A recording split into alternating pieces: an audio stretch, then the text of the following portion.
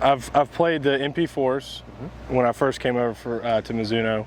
Then I went to the MP18s, MP20s, and now the Mizuno Pro 221s. So it's been an easy progression. I feel like every single iron has gotten a little bit better.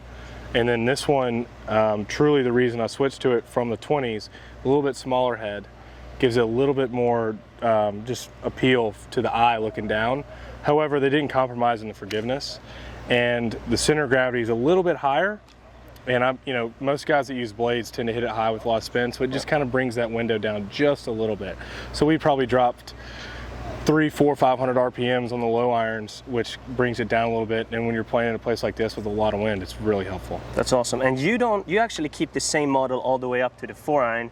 I remember we were down in Sea Island, and you showed me how to hit a high 4-iron. Some other guys have a little bit more of a helping to get it up in the air.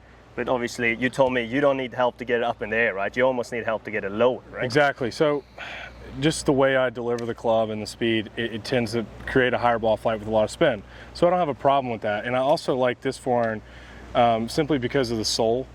The bigger clubs are definitely easier to hit off a good lie, but out of a bad lie, you can really get down in and get this into the turf when you have that small of a sole. Yeah. So you can shape shots a little bit easier. You can kind of hit down like punch cuts or shots like that you couldn't necessarily hit with a thicker backed club. So honestly, it's more for just shot shape preference, and I don't necessarily need the advantages of the big club.